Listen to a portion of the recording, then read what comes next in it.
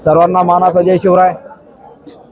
आम्ही छत्रपती संभाजीनगर गंगापूर तालुक्यातून पोखोरा या गावातून आलेलो आहे। दादाची संकल्पना आतापर्यंत कुणी अशी संकल्पना मांडली नाही, आमच्या समाजाला वाली नव्हतं।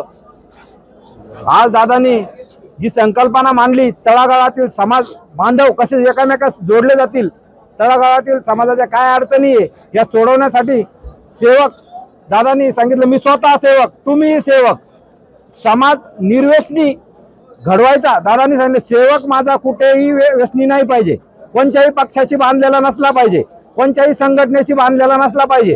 मागा असेल आजपासून ज्याला सेवक व्हायचं त्यांनी तू कुठल्याही पक्षाचं संघटनेचं काम करायचं नाही, फक्त सेवक म्हणून। सेवक म्हणजे असं नाही की त्यांनी लोकांना आदेश करायचे, नेता नाही, सेवक। दादांनी सांगितलं, मी स्वतः सेवक आहे समाजाचा, तुम्ही मी समाजाचे सेवक म्हणून काम करा।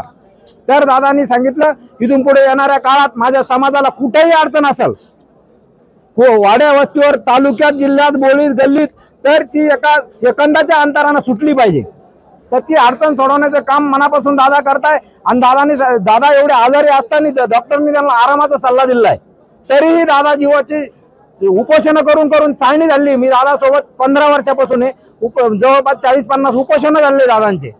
हालाकीच्या परिस्थितीतून मार्ग काढत आज समाजसेवक म्हणून दादांनी सांगितलं, माझ्यासारखे प्रत्येक गावात सेवक झाले पाहिजे। हे सेवक मराठवाडा बॉडीवर जातील, मराठवाडा सेवक म्हणून काम करतील। खाली प्रत्येक गावात पुन्हा सेवक। दादाची बांधणी, दादाच्या डोक्याला किंवा दादाची दूरदृष्टीला कोणीही चॅलेंज देऊ शकत नाही। जो कोणी म्हणते ना हरामखोर हवा संपली, त्यांना एकदा येऊन बघावा ना। आज नुसती बैठक सांगितली तर हजारांनो लोक येतात, ते गाड्या पाठवून आलेले लोक नाही। तुमची हवा संपली, बैठक बघून हे समजा तुम्ही, तुम्हाला इशारा आहे।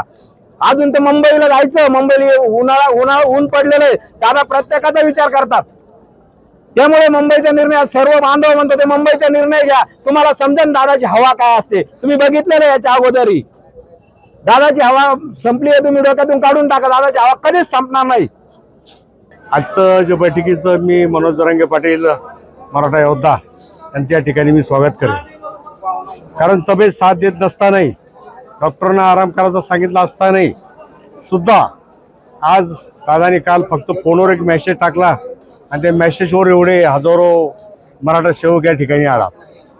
दादाने तब्येतीची अक्षरशः चाळणी झालेली आहे। आणि कोणी आताच बाकी म्हणतात हवा संपली, कोणी त्या फेसबुक व्हॉट्सअपवर टाकतं, याला त्याला मुंडकं जोडतो।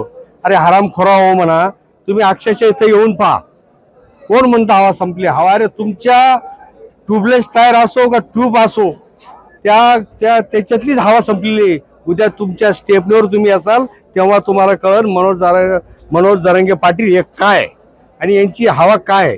हवा तर दाखवत नाही। आता आमचं वादळ चक्र निर्माण झालेलं आहे, वादळ म्हणायला हरकत नाही। आता हवा संपली म्हणते ना, ते येशीत राहते। आमचे कसे मराठवाड्यात हवेची गरज नाही, बिगर हवेची माणसं आहे। किती जण समजा इच्छुक आहेत संपूर्ण बॉडीवर यायला? इच्छुक भरपूर आहे ना, इच्छुक भरपूर आहे। येऊ द्या ना, जेवढे येतील तेवढे आपल्याला वाढत जाईल ना। संघटना वाढली पाहिजे। संघटना आता बाकीच्या बऱ्याच दुकानदाऱ्या बंद पडल्या, आता सुरुवातीला बऱ्याच दुकानदाऱ्या झाल्या, आता दुकानं नाही। आता फक्त आणि फक्त मनोज जरांगे पाटील यांचेच पाठीमागे चालणार आहेत। आज धन्यवाद, जय शिवराय।